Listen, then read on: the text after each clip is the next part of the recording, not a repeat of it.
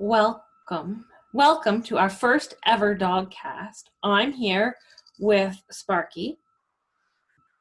What's that? You want to say hi to all the boys and girls and moms and dads out there? Sparky says hi, everybody. Sparky, who are our special guests today? Yes, we have Minnie and Pip. Minnie is the sleeping Chihuahua. The Pip is the one that's just moved. Minnie's the little tan Chihuahua beside her. And they are joining us from right beside me right now. And aren't they, Sparky? And they're a little bit sleepy, so they're not too engaging at the moment, but maybe they'll do something fun. I'll say some special magic words in a little bit, and we'll see if I can get them woken up a little bit. Today, Sparky, what do we have? You're right, we have an interesting, relevant story about dogs today. It's kind of a little scary story, but don't be scared by it, because the dogs in the dog in this story were covered, right, Sparky? And there's not a lot of these cases, but it's important to know just with what's going on in the world today. So let's see if I can't bring that story up. Shall we try that, Sparky? Okay, let's see. I'm gonna bring the story up. Here it is. Okay, so, what happened to our story? That's not what we want. There's our story. Okay.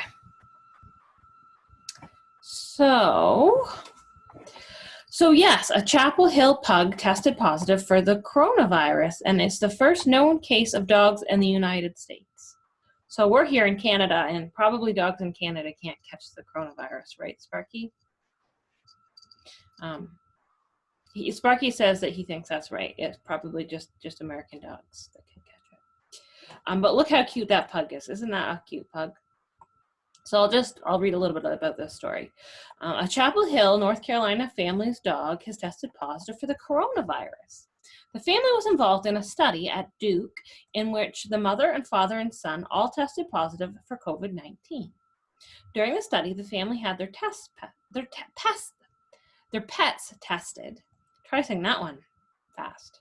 And they found out that their pug Winston, what a cute name for a pug. You like that name? You want a new name? You want to ask all the people what they think your name should be? Okay, Sparky wants to know if you have a new name for him, what you think his name should be. Okay, I asked him, Sparky. Oh, that's nice to say thank you. Sparky says thank you, so just list your comments for names for Sparky in the comments below. Sparky says yes, please. Okay. Let's get back to our story, Sparky. So they found out that Winston the pug had the coronavirus. Dr. Chris Woods, the principal investigator of this Duke study, said that the virus causes COVID-19 was detected, and he believes that it's the first known positive case of dogs in the United States. The family's mother, Heather, is a pediatrician at Duke. She said their dog was experiencing mild symptoms. Pugs are a little unusual in that they cough and sneeze in a very strange way. So it almost seems as though he was gagging, and there was one day when he didn't even want to eat his breakfast.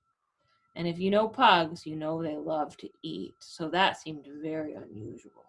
It's very unusual when dogs don't eat, isn't it, Sparky? Do you like to eat? You know what? Minnie and Pip like to eat too. Yeah, they like to eat too. So the dog licks all of our dinner plates and sleeps in my mom's bed, and we're the ones who put our faces into his face. So it makes sense that he got the coronavirus, said the McLean's son, Ben. The McLeans have 4 pets, 2 dogs, a cat, and a lizard. The family said the dogs and the cat were tested, and only Winston tested positive. Yeah, only one of the 2 dogs tested positive, and neither cat. They took part in a molecular and epidemiological study of suspected infections. suspected infection research study on April 1st. They all came out to our house and did blood samples, McLean said of the study. For the humans, they swabbed our noses as well as our mouths, and for the animals, they did oral swabs for both dogs and the cat. McLean's daughter, Sydney, was the only member of the family not to test positive for COVID-19. The family father, Samuel, works in the emergency room at UNC hospitals. The family said Winston was only sick for a few days. Yes, that's really good that Winston was only sick for a few days, and that now he's doing much better. Hopefully, we'll learn more through the research study. I think because there's a lot of studies and sampling pets, Hopefully we'll learn a lot more through the research study. I think because there's not a lot of studies and sampling pets, we just don't know yet. My advice is to not get too worried about it, McLean said. And I think that's the most important part, is not to be too worried about it. However, if you get sick with the coronavirus, you should probably try to limit your contact and your kisses and your food sharing with your pets, just to help keep them safe, because we don't want our pets to get sick, do we, Sparky? What else do we have to share today? You're gonna go away for a minute? You wanna say goodbye to all the boys and girls? Okay, Sparky wants to say goodbye to all the boys and girls. He's gonna go for the day, but again, leave your comments below if you have a name for Sparky, because Sparky needs a name. Okay, see you later, Sparky. So I wanted to do two things. I thought I came across I have this book called Blessing the Animals. Prayers and ceremonies to celebrate God's creatures, wild and tame. And so I thought I would read a blessing for the dogs today, and then I'll try to wake Minnie and Pip up and make them a little bit more of an engaging guest on our show today.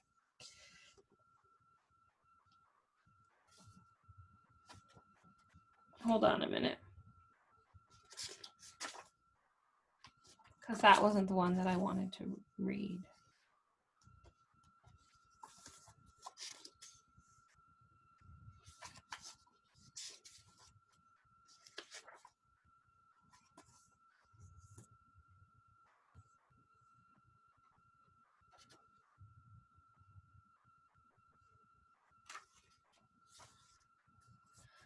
Okay. God bless the animals, and especially the dog. Dogs are willing, even anxious, to love us. Help us to be willing and anxious also, God, to love them and to love one another. Dogs illustrate for us how to be loyal, faithful, playful, creative, intelligent, tenacious, steadfast, and most of all, forgiving. Dogs, if we let them be, are among your most patient and gentle teachers. God, thank you for dogs, for the gifts they bring, the lessons they teach, the joys of life they exhibit. Bless the dogs of our planet, God, everywhere. Amen. This prayer is from Reverend Lauren McLaughlin. And again, there is the book that it came from, Blessing the Animals. And now I'm going to say a little word and see if it makes my guests react a little bit. Oh, Minnie and Pip, do you come by your name? Minnie and Pip, clearly they don't know their names. How about if I say the word cookie? Do you want a cookie? Oh, they're actually a lot more asleep than I expected them to be. Because usually if I say cookie, cookie, cookie, cookie, oh, I'm wondering if they're even alive still. Who wants a cookie? Cookies. Who wants a cookie? Pip wants a cookie. Oh, there's Minnie. Minnie wants a cookie. Okay, I'll be right back. I'm just going to give the dogs a cookie.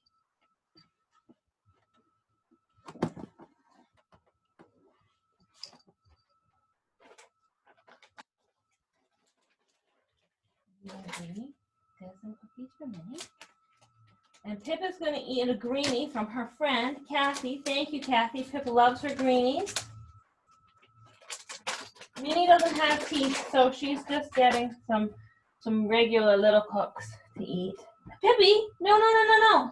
You're supposed to stay up on the pillow. Pippi, no, Pippi on the pillow. Pippi on the pillow. Come here, come here, come here. No, no, no, come here. You're supposed to be on the pillow for the people. Come here. Yeah, hang out over here. There, hang out right there. Yeah, stay up, stay, stay. Thanks.